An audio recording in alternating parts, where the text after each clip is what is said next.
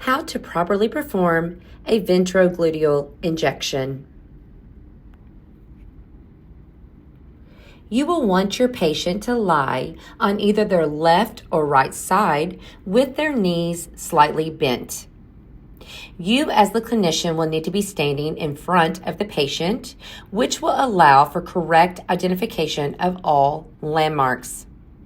This particular patient is lying on the right side, therefore the injection will be administered on the patient's left side, and you as the clinician will need to use your right hand to find the proper landmark. This will ensure that the clinician's thumb is pointing towards the patient's groin area. The first landmark that will need to be identified is the greater trochanter. The greater trochanter is the bony process at the top of the femur and can be found by simply having the patient rotate their foot on the side of the injection in a windshield wiper motion. Once you have identified the greater trochanter by palpating the area, you then will need to place the palm of your hand directly over the greater trochanter. You will want to keep your hand in a L formation with the thumb towards the patient's groin and the other four fingers on your hand pointing upward towards the iliac crest. The iliac crest forms the superior boundary of the hip bone and is easily palpable on most individuals.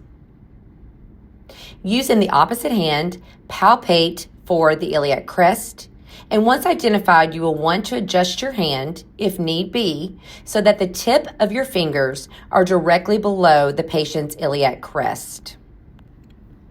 Once your hand is in correct placement, you will want to ensure that the index finger stays upright, pointing at the patient's iliac crest by physically holding the index finger down so that it does not move, while the back three fingers fan open.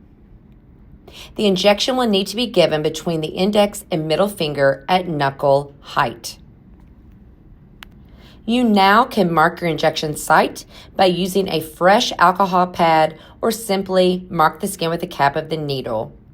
As a reminder, you will want to use a 1 to 1.5 inch needle, with 1.5 being the most common as this is a deep, large muscle. Now, using the injection pad, clean the injection area with alcohol by starting in the center and going away from the injection site in a circular motion. You will want to allow a brief moment for the alcohol to dry.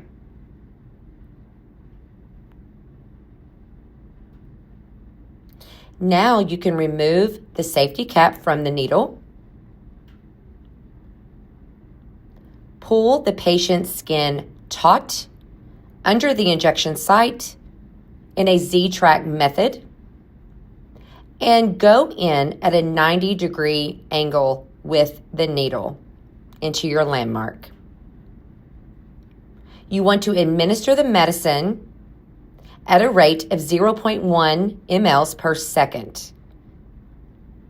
And once all medication has been administered, remove the needle and release the skin.